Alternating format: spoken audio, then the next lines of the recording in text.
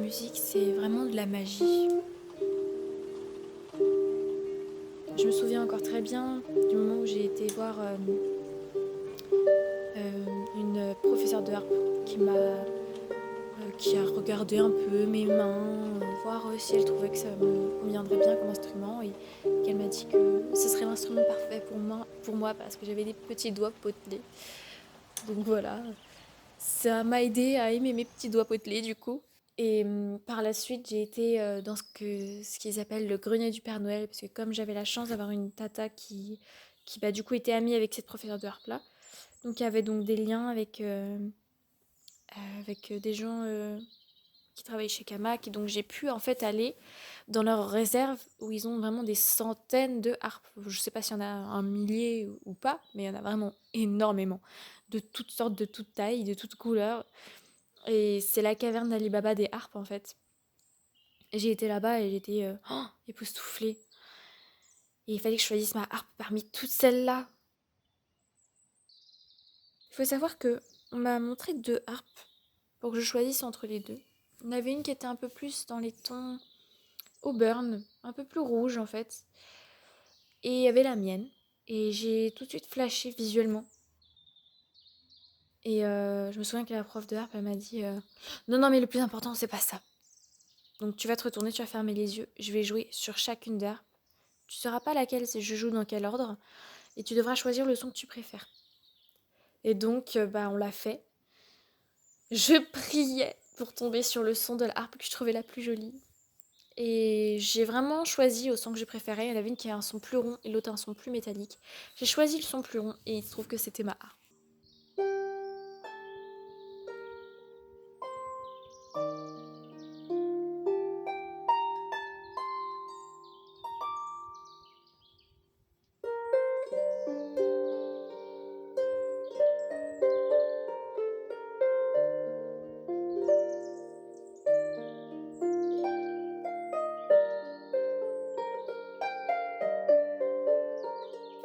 J'ai une relation très fusionnelle avec mon instrument.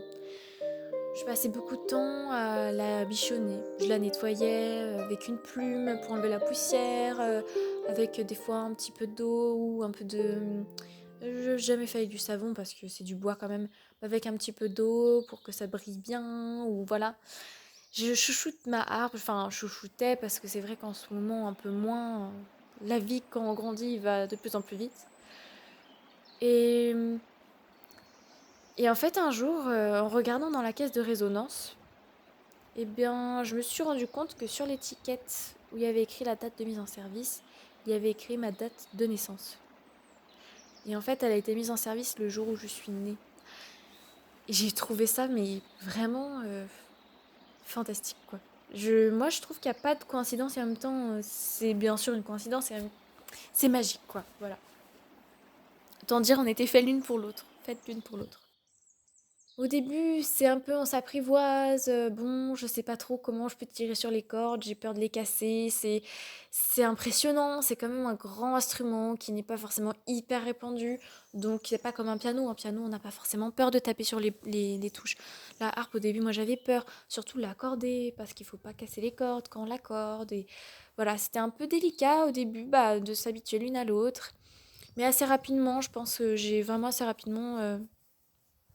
trouver mes marques et voilà et c'est vrai que moi quand je joue de la harpe toute seule chez moi, je vais pas être comme en concert où on est assis raide sur sa chaise et qu'on est bien droit et non pas du tout.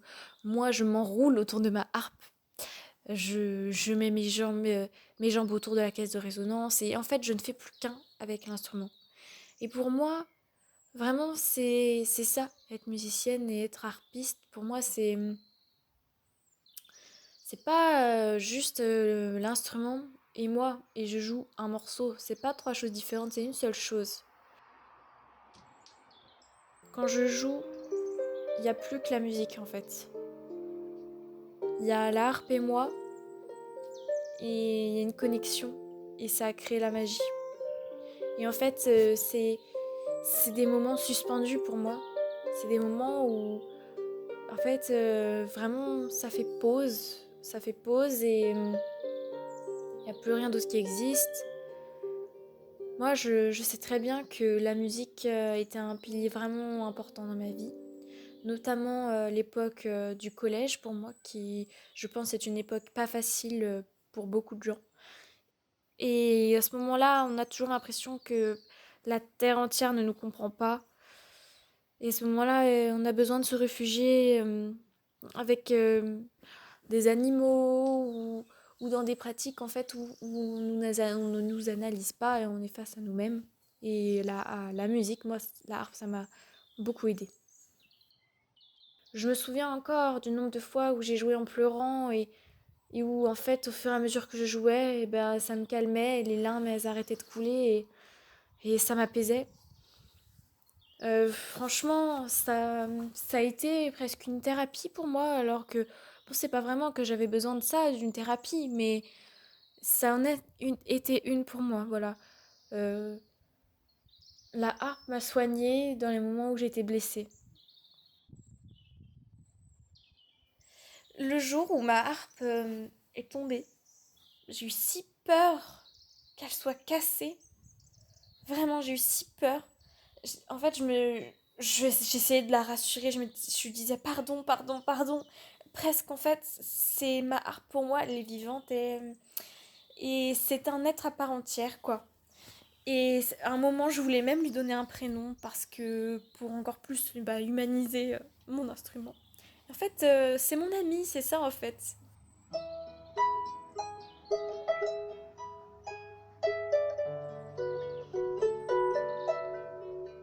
Pour moi, l'improvisation, ça a été une évidence également. Beaucoup d'évidence. En fait, je me suis pas posé de questions. Quand on sait pas jouer d'un instrument, on peut pas faire autre chose qu'improviser. Parce que qu'est-ce qu'une improvisation pour moi? Une improvisation, c'est tout simplement différent d'un morceau construit. Un morceau construit, c'est des phrases. Des phrases qui s'ajoutent les unes après les autres, qui forment un couplet, un refrain, une chanson, une musique. Il y a une trame, c'est écrit, c'est prévu. Un morceau, c'est fait, c'est noté, c'est une improvisation. C'est une mélodie complètement intuitive, euh, imprévue. Et en fait, c'est ça qui est compliqué. C'est de lâcher prise assez pour pouvoir accepter que ce sera complètement différent de ce qu'on pourrait imaginer, imprévu. Peut-être ce sera horrible, peut-être que ce sera magnifique. Et en fait, c'est ça qui peut être compliqué pour certaines personnes parce que lâcher le contrôle sur la beauté du morceau en question, et même pour moi, hein, c'est pas facile. Parce qu'on a envie de produire quelque chose de beau. Bien sûr que mes improvisations que je trouve moches, je ne vais pas les mettre sur YouTube parce que je n'ai pas envie d'imposer ça aux oreilles du monde. Mais c'est pas facile parce que bah, je reconnais que moi j'ai quand même un certain contrôle sur mes improvisations dans le sens où je choisis celles que je mets ou non.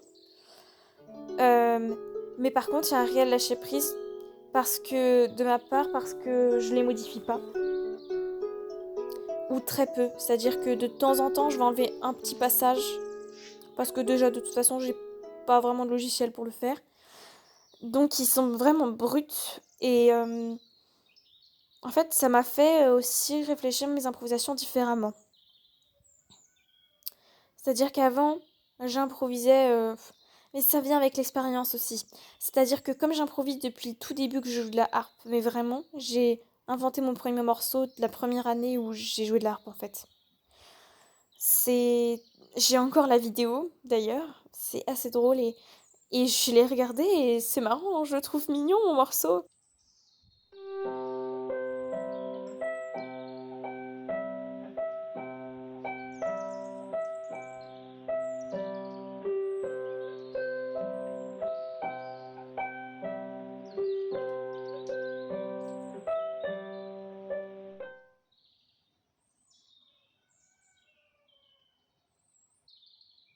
Et j'aime bien en fait avoir de la liberté. Liberté. Voilà, pour moi, improviser, c'est de la liberté. C'est vrai que par rapport à mes professeurs de harpe, je leur avais jamais dit, ou peut-être une fois, que je faisais des improvisations. Parce que déjà, le mot improvisation, je sais pas vraiment si les gens ils comprennent. Et parce que j'avais l'impression que si je leur disais ça, elles allaient me regarder avec un regard jugeant. T'improvises. Tu te prends pour une grande musicienne, un peu. Et parce qu'un jour, j'avais même envisagé d'envoyer mes improvisations à ma prof de harpe pour qu'elle me dise ce qu'elle en pensait. Parce que, ben voilà, j'enregistrais beaucoup mes improvisations et voilà, je voulais avoir un avis. Mais je l'ai jamais fait.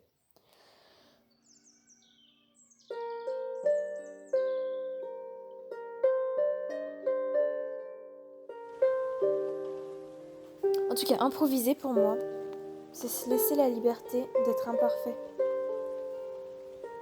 C'est se laisser la liberté d'exprimer qu'on ce qu'on a sur le cœur à un moment T. Parce qu'un morceau, il est déjà écrit. Sauf que votre émotion, elle n'est pas déjà écrite. Nos émotions, elles vivent en fait, elles vivent avec nous. Et pour moi, vraiment, la musique, c'est de l'émotion. La musique, c'est vraiment un formidable moyen d'expression. La harpe, c'est une extension de moi-même. Quand je joue de la harpe, c'est... On ne forme plus qu'un, vraiment. Mes doigts coulent sur les cordes comme de l'eau. C'est... J'ai même à peine conscience de ce que je fais. Complètement absorbée par la musique et par mes émotions. Je suis complètement en fait transcendée. Et c'est ça que j'adore. C'est ça que j'ai envie de transmettre aux gens. J'ai envie que lorsqu'ils écoutent mes musiques, ça les transporte autre part.